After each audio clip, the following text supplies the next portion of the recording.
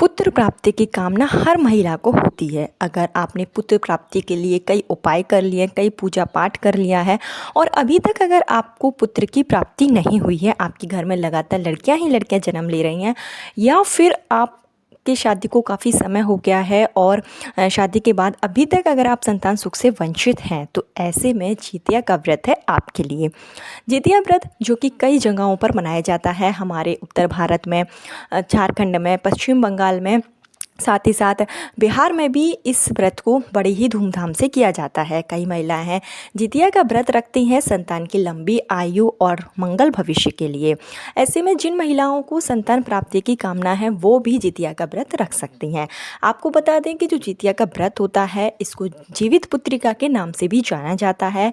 यह जो व्रत है बहुत ही कठिन व्रत माना जाता है। जिस तरीके से छठ व्रत किया जाता है, उसी तरीके से जितिया का व्रत करने की परंपरा है। जितिया का व्रत करने के लिए महिलाओं को 24 घंटे निर्जल व्रत रखना पड़ता है। यह व्रत जितना कठिन है उतना ही इस व्रत का फल आपको बहुत जल्दी प्राप्त हो जाता है। इस व्रत को अगर आप निष्ठा के साथ, पूरे विश्वास के साथ करते हैं, तो 1 साल के अंदर ही आपके घर में बच्चों की किलकारियाँ गूंजने लगेंगी। और जो भी निसंतान दंपत्ति है, संतान प्राप्ति के लिए बहुत ज़्यादा परेशान हो गए हैं, आपकी शादी को काफ़ी समय हो गया है, आप पुत्र प्राप्ति की कामना चाहते हैं, तो एक बार आप जितिया व्रत को रखना शुरू ज़रूर कीजिए। इस व्रत को रखने के बाद में आपको आजीवन इस व्रत को रखना होता है। इस व्रत को आप बीच में नहीं छोड़ सकती हैं। हाँ, इस व्रत को आप एक दूसरे को दे सकती हैं। जैसे जो सास होती है वो अपनी बहू को यह व्रत दे सकती है। इस व्रत को रखने का बड़ा ही विशेष महत्व है। आपको इस व्रत के बारे में संपूर्ण जानकारी इस वीडियो में दी जाएगी। अगर आप पहली बार व्रत रखना चाहती हैं तो आप किस तरीके से व्रत रखेंगे और पुत्र प्राप्ति के लिए आपको क्या करना होगा, तो चलिए आपको आगे इस वीडियो में मैं सारी बातें बहुत अच्छे से बताऊंगी। लेकिन उससे पहले हमेशा की तरह आपसे मेरा निवेदन है कि अगर आप मेरे चैनल पर पहली बार आए हैं तो चैनल को सब्सक्राइब जरूर कर लीजिए। वीडियो पसंद आए तो लाइक कीजिए और कमेंट बॉक्स में आप ज़रूर बताइएगा कि आपके क्षेत्र में जितिया का व्रत रखा जाता है या नहीं रखा जाता है। आपके घर में व्रत रखा जाता है और आप व्रत रखती हैं तो आप किस तरीके से व्रत रखती हैं, इसकी थोड़ी सी जानकारी आप कमेंट बॉक्स में हमारी और जो दर्शक हैं उनको ज़रूर दीजिएगा।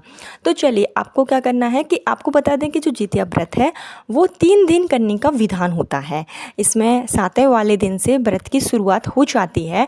पहले दिन नहाए खाए का विधान होता है।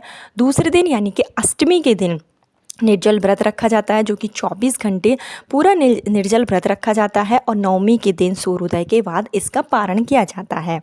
यह व्रत जो होता है सर्वश्रेष्ठ व्रत माना जाता है। कहा जाता है कि जो पौराणिक कथाओं के राजा झिमुतवाहन ने माँ के बेटे की जान बचाई थी, जिसके उपलक्ष्य में ही जो झिमुतवाहन राजा हैं उनको भगवान की पदवी दी जाती है और इनकी ही पूजा करने का विधान इस व्रत में है। साथ ही साथ चील सियार की भी पूजा इस व्रत में की जाती है। अगर जो भी महिलाएं पहली बार व्रत रख रही हैं तो जिस तरीके से आपके घर में व्रत रहा जाता है उसी तरीके से आप व्रत रखिए, क्योंकि कई जगहों पर इस व्रत को रखने का अलग अलग विधान होता है। इस बार का जो व्रत है वो बहुत ही शुभकारी माना जाता है, माना जा रहा है। इस व्रत में जो भी महिलाएं अगर पहली बार व्रत रखना चाहती हैं तो उनके लिए बहुत ही सुयोग मुहूर्त है। आप इस व्रत को पहली बार 2024 में ज़रूर धारण कर लें अगर आप रहना चाहती हैं तो।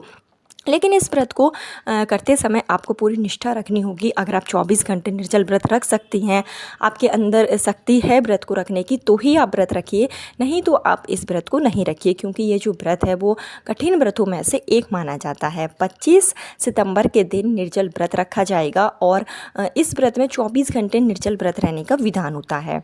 तो किस तरीके से आपको व्रत रखना है, देखिए जिस तरीके से कई जगहों पर सप्तमी के दिन, जो कि 24 तारीख को पड़ रही है, नहाए खाए का विधान होता है। इस दिन कई जगहों पर ननुआ के जो पत्ते होते हैं, तौरी की जो सब्जी होती है वो बनाई जाती है, रागी की रोटी बनाई जाती है, मड़ुआ की रोटी बनाने का विधान है। और इस दिन कई तरीके के पकवान बनते हैं जो कि महिलाएं होती हैं इस दिन एक दिन भोजन करती हैं और दूसरे दिन से निर्जल व्रत की शुरुआत करती हैं। व्रत रखने से पहले आपको तामसिक भोजन को ही करना चाहिए। लहसुन प्याज से आप परहेज करें। सिंपल साधारण सा जो खाना आपके यहाँ पे बनता है उसी को ही आप ग्रहण करें। कई जगहों पर इस दिन मच्छी खाने का भी विधान है। तो जिस क्षेत्र में आप रहते हैं और जिस अनुसार आपके घर में इस व्रत को रहा जाता है, आप उसी तरीके से व्रत रखिए। कोई भी नई चीज़ आप इस व्रत में नहीं करिए। जिस तरीके से आपके घर में जो आपके बड़े हैं, जो आपकी सास है, उस व्रत रखती है, तो उसी विधान से आपको भी इस व्रत को आगे रखना चाहिए। लेकिन पूजा पाठ में लहसुन प्याज का अगर आप परहेज करती हैं तो ये काफ़ी अच्छा माना जाता है। आप सिंपल सा साधारण सा भोजन कीजिए। उसके बाद से आपको 25 तारीख को सुबह जल्दी उठना होगा। स्नान आदि करके आपको सबसे पहले सूर्य भगवान को अर्घ देना होगा। सूर्य भगवान को आप अर्घ दें तो उस समय आप अपने व्रत को सफल होने के लिए कामना करें। पुत्र प्राप्ति की आपके मन में कामना है तो वो आप सूर्य भगवान के सामने ज़रूर बोलें। उसके बाद में आपको पूरे 24 घंटे निर्जल व्रत रखना होगा। और इस व्रत में जो पूजा की जाती है वो मध्याह्न के समय की जाती है, यानी कि दोपहर के बाद इसकी पूजा की जाती है। तो इस समय मैं आपको पूजा का शुभ मुहूर्त बता दूं कि 25 तारीख को जो पूजा का शुभ मुहूर्त रहेगा वो रहेगा शाम के समय 4:38 से शुरू हो जाएगा और 6:10 का आपके पास पूजा का शुभ मुहूर्त होगा। इसी मुहूर्त में अगर आप पूजा करते हैं, विधि विधान से करते हैं, तो जो भी आपकी मनोकामना है वो बहुत जल्दी पूरी हो जाती है। जो पहली बार व्रत रख रहा है संतान प्राप्ति के लिए, पुत्र प्राप्ति के लिए जो महिलाएं व्रत रख रही हैं, उनकी मनोकामना भी इस व्रत को रखने से बहुत जल्दी पूरी हो जाती है।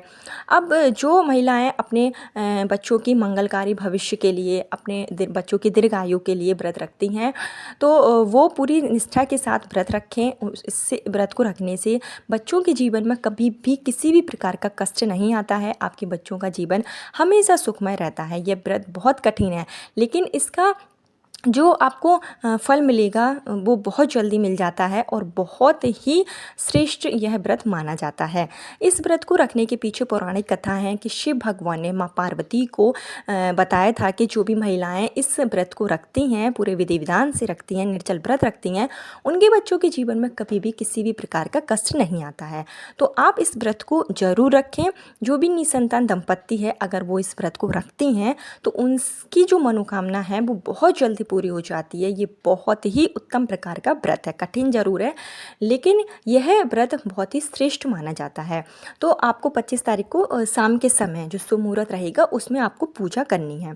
पूजा के लिए जो चीज़ों की ज़रूरत पड़ेगी वो होता है, देखिए इसमें जो गाय का गोबर है वो ज़रूरी माना जाता है। वैसे तो यह जो पूजा है वो तालाब के किनारे की जाती है। महिलाएं जो होती हैं वो कई सारी महिलाएं एकत्रित होकर तालाब के किनारे पूजा करती हैं।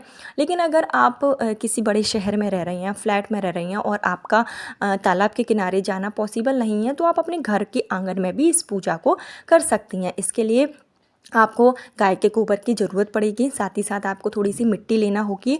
मिट्टी से और गाय के गोबर से आपको जो चील और सियार है उसकी आकृति बनानी होती है। साथ ही साथ कुशा से, मिट्टी से जो जीवित वाहन जो राजा हैं उनकी प्रतिमा आपको बनानी होती है। और इसमें आपको पूजा के लिए पुष्प है, अक्षत है, फल है, मिठाई है, ये कई तरीके की चीज़ें आपको इसमें लेनी होती है। इसमें मीठे जो पुए होते हैं वो भी चढ़ाने का विधान है, जो आप सप्तमी के दिन ही बना लेती हैं।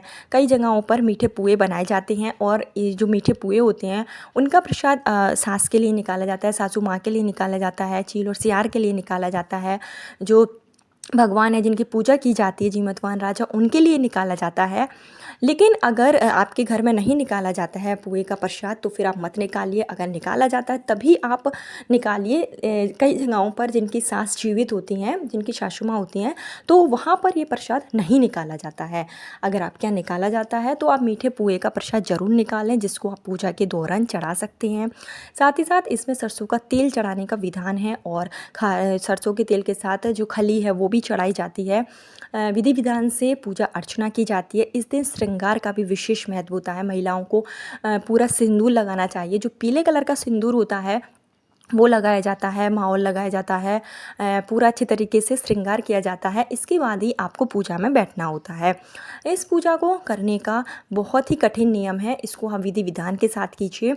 जो महिलाएं होती हैं वो एक दूसरे के साथ मिलकर इस पूजा को कर लेती हैं। अगर आप अकेले हैं और आपको ज़्यादा कुछ नहीं समझ में आ रहा है तो आप सिंपल सी पूजा भी इसके दौरान कर सकते हैं, जो कि आपको गाय गोबर से आपको भगवान की प्रतिमा बनानी है और उनको आपको फल फूल 5 तरीके के फल, मिठाई, अच्छा चावल, ये सब चढ़ाने हैं। आपको आरती करनी है।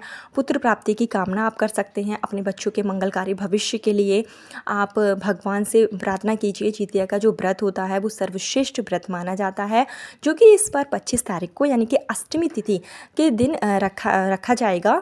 यह जो व्रत होता है वो पितृपक्ष में पड़ता है। पितृपक्ष के जो कृष्ण अश्विन माह के जो कृष्ण पक्ष की अष्टमी तिथि होती है उस दिन इस व्रत को रखने का विधान है, जो कि इस बार 25 तारीख को पड़ रही है। कई जगहों पर मतभेद है, लेकिन जो व्रत रखा जाएगा वो 25 तारीख को ही रखा जाएगा। 24 तारीख को नहाय खाए की परंपरा होगी और नवमी के दिन यानी कि 26 तारीख को सूर्य उदय के बाद ही आपको इसका पारण करना होगा। महिलाएं हैं जो इस व्रत में थोड़ी सी गलतियां कर देती हैं, जो नहीं करना चाहिए। कई महिलाएं होती हैं जो 24 घंटे का निर्जल व्रत तो रखती हैं और सुबह उठकर स्नान आदि करके पूजा करने के बाद आप व्रत खोल लेती हैं, लेकिन आपको ऐसा नहीं करना चाहिए। सबसे पहले आप सुबह उठें, 26 तारीख को स्नान आदि करके सूर्य भगवान को आप अर्घ्य जरूर दें और इस दिन आप गाय को कुछ ना कुछ जरूर खिलाएं। जो भी आपकी श्रद्धा हो, जो भी आपके पास हो, प्रसाद हो, गाय माता को आप खिला दें और गाय माता से आप पुत्र प्राप्ति की, संतान प्राप्ति की, या फिर आपके घर में बच्चे हैं और बच्चों के मंगल भविष्य के लिए आपने व्रत रहा है तो उसके लिए गाय माता से आप प्रार्थना करें। उसके बाद ही आप अपना व्रत खोलें और इस व्रत को खोलते समय आपको किसी मीठी चीज़ का ही सेवन करना चाहिए। कई जगह दही खाया जाता है, कई जगह बहुत से मीठे पकवान बनाए जाते हैं, तो उसको आप खाकर ही व्रत को खोलें। पूरी तरीके से आप व्रत को रखें। 3 दिन पूरे निष्ठा के साथ व्रत रखें। अपने मन में बुरे विचार ना लाएं, भगवान के प्रति आस्था रखें। उसके बाद ही आप इस व्रत को करें। इससे आपको बहुत जल्दी फल मिलेगा। आपकी जो मनोकामना है वो भी बहुत जल्दी पूरी हो जाएगी।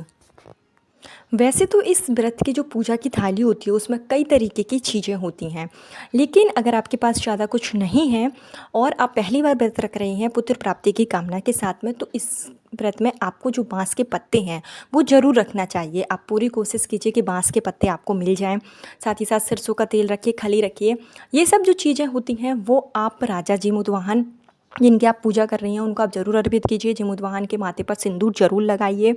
पुत्र प्राप्ति की कामना कीजिए। ये कुछ चीज़ें हैं जो विशेष जरूरी मानी जाती हैं। इसको करने से आपकी पुत्र प्राप्ति की जो कामना है वो ज़रूर पूरी हो जाएगी। साथ ही साथ आप छोटे बच्चों के जो खिलौने होते हैं, मीठी चीनी के जो खिलौने आते हैं, साथ ही साथ मिट्टी के खिलौने आते हैं, कुछ टॉफ़ियाँ होती हैं, वो भी आप भगवान को पूजा में चढ़ा सकते हैं। अगले दिन आप बच्चों को दान कर दीजिए। छोटे छोटे जो बच्चे हैं उनको दान कीजिए।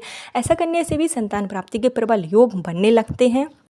तो यह एक छोटी सी जानकारी थी उन सभी निसंतान दंपतियों के लिए जिनको संतान प्राप्ति की कामना है और कई बाधाएं उनके जीवन में आ रही हैं। तो आप इस व्रत को जरूर रखें। इससे वंश की वृद्धि होती है। पुत्र प्राप्ति की कामना के लिए सर्वश्रेष्ठ व्रत यह माना जाता है।